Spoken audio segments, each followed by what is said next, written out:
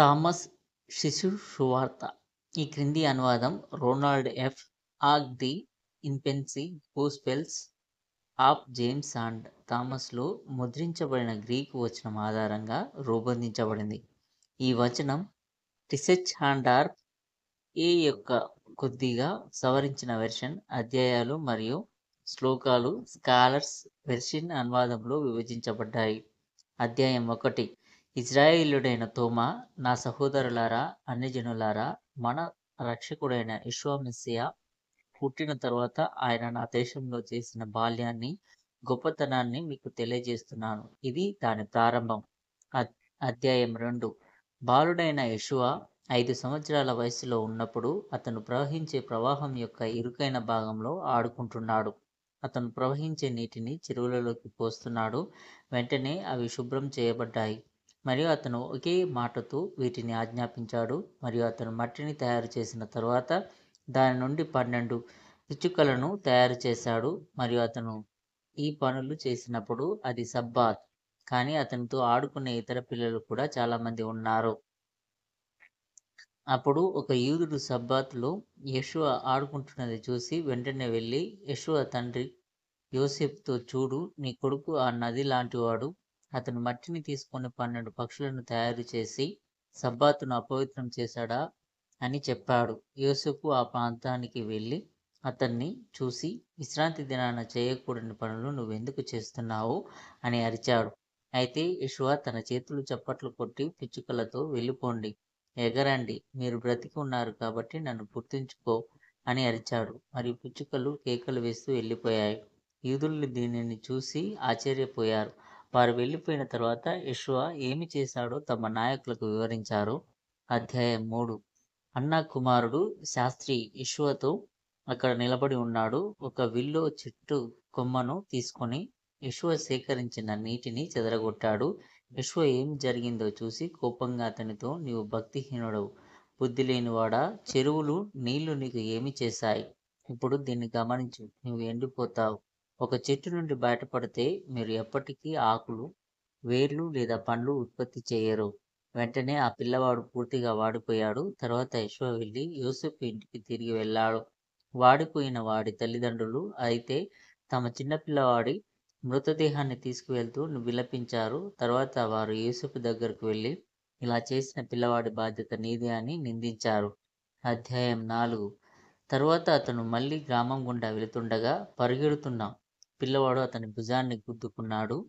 యెషువా కోపంగా అతనితో, నీవు నీ ప్రయాణాన్ని పూర్తి చేయవు అని అన్నాడు. వెంటనే అతను కింద పడి చనిపోయాడు.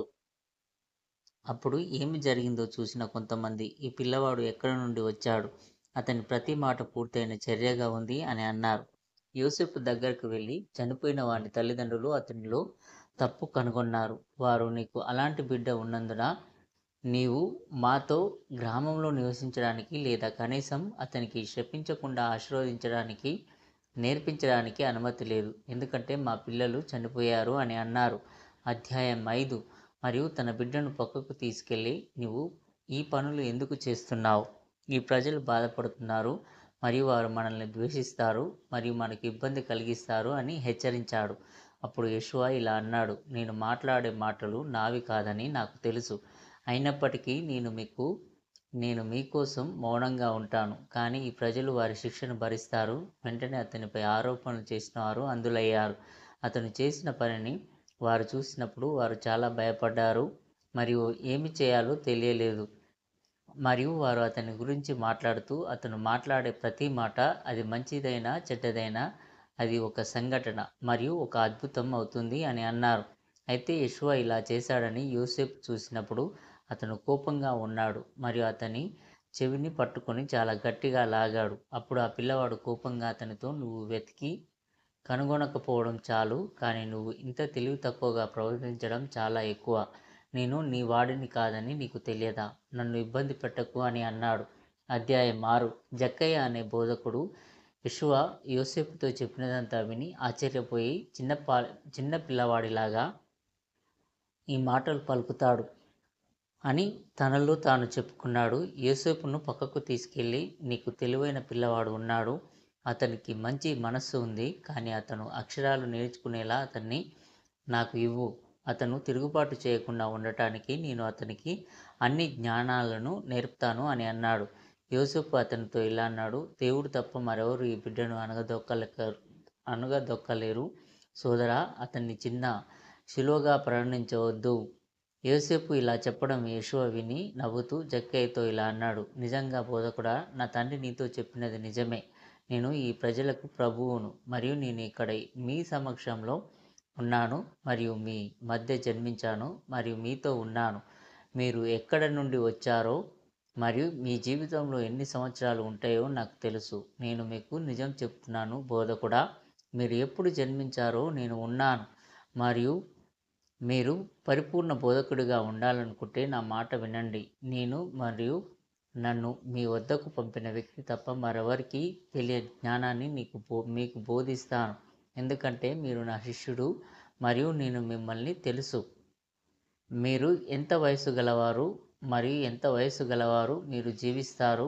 మరియు నా తండ్రి వివరించిన సిలువను మీరు చూసినప్పుడు నేను మీకు చెప్పినవన్నీ నిజమని మీరు నమ్ముతారు. అప్పుడు అక్కడున్న యూదులు యేసు మాటలు విని ఆశ్చర్యపోయి, ఇది ఎంత వింతైన అద్భుతమైన సంఘటన. ఆ పిల్లవాడికి 5 సంవత్సరాల వయసు మాత్రమే. ఇప్పటికే అతను అలాంటి మాటలు చెబుతున్నాడు. ఎందుకంటే ఈ పిల్లవాడు మాట్లాడే మాటలు ఎవరు మాట్లాడడం మేము ఎప్పుడూ వినలేదు అని అన్నారు. వారికి సమాధానమిస్తూ యేషూవ ఇలా అన్నాడు, మీరు చాలా ఆశ్చర్యపోతున్నారా? అప్పుడు నేను మీకు చెప్పిన దాని గురించి మీరు మరింత నమ్మాలి. మీరు మరియు మీ తల్లిదండ్రులు ఎప్పుడు జన్మించారో నాకు నిజంగా తెలుసు. మరియు నేను మీకు ఈ అద్భుతమైన వాస్తవాన్ని చెబుతాను. ప్రపంచం సృష్టించబడినప్పుడు కూడా నేను మరియు నన్ను మీ దగ్గరకు పంపిన వ్యక్తి ఉనికిలో ఉన్నాము. అయితే ఆ పిల్లవాడు ఇలా చెప్పడం యూదులు విన్నప్పుడు వారు అతని మాటలకు సమాధానం చెప్పలేకపోయినప్పటికీ అది వారికి కోపం తెప్పించింది. అప్పుడు పిల్లవాడు ముందుకు వచ్చి వారి వైపు దూకి, నేను నిన్ను ఎగతాళి చేశాను, ఎందుకంటే మీరు చిన్న విషయాలకు ఆశ్చర్యపోతారని మరియు చిన్న మనస్సు కలిగి ఉంటారని నాకు తెలుసు అని అన్నాడు. ఆ పిల్లవాడి ఉపదేశంతో వారు ఓదార్చబడ్డారని వారు భావించినందున గురువు జోసెఫ్తో అతని పాఠశాలకు తీసుకువెళ్ళు, నేను అతనికి అక్షరాలు నేర్పుతాను అని అన్నాడు. కాబట్టి యూసుఫ్ అతని చేయి పట్టుకుని తరగతి గదిలోకి నడిపించాడు మరియు గురువు అతనికి వర్ణమాల రాసి చాలాసార్లు సాధన చేయడం ప్రారంభించాడు. కానీ పిల్లవాడు ఏమీ మాట్లాడలేదు మరియు చాలాసేపు అతనికి సమాధానం చెప్పలేదు. కోపంగా గురువు అతని తలపై కొట్టాడు. దీనిని ధైర్యంగా భరించిన తర్వాత పిల్లవాడు అతనితో, నీవు నాకు నేర్పిస్తున్న అక్షరాలు నాకు తెలుసు మరియు నీ తీర్పు గొప్పది. కాబట్టి నేను నీ చేత బోధించబడటం కంటే నీకు ఎక్కువ బోధిస్తున్నాను. ఈ విషయాలు నీకు రాగి పాత్ర లేదా ఘర్షణ సింబల్ లాంటివి. ఇవి ధ్వని ద్వారా కీర్తి లేదా జ్ఞానాన్ని అందించవు. నా జ్ఞానం యొక్క శక్తిని ఎవరు అర్థం చేసుకోలేరు. తర్వాత అతని కోపం ముగిసిన తర్వాత అతను ఆల్ఫా నుండి ఒమేగా వరకు వర్ణమాలలను చాలా త్వరగా చెప్పాడు. గురువు ముఖంలోకి చూస్తూ అతనితో ఇలా అన్నాడు, నీకు ఆల్ఫా స్వభావం తెలియదు కాబట్టి నాకు బీటా ఎలా నేర్పించబోతున్నావు? కపటమా? నీకు తెలిస్తే మొదట నాకు ఆల్ఫా నేర్పించు, అప్పుడు బీటా గురించి నువ్వు చెప్పేది నేను నమ్ముతాను. తర్వాత అతను ప్రారంభించాడు. మొదటి అక్షరం టీచర్కి చెప్పడానికి మరియు టీచరు ఏమీ చెప్పేంత ధైర్యంగా లేడు.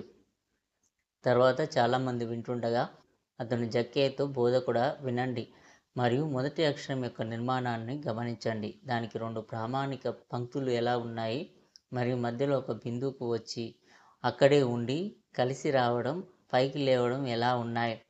నృత్యం చేయడం, 3 మూలాలను కలిగి ఉండటం, 2 మూలలను కలిగి ఉండటం, స్ట్రోకులు లేకుండా ఒకే కుటుంబం బాగా సమతుల్యంగా ఆల్ఫా సమాన రేఖలను కలిగి ఉన్నంత వరకు.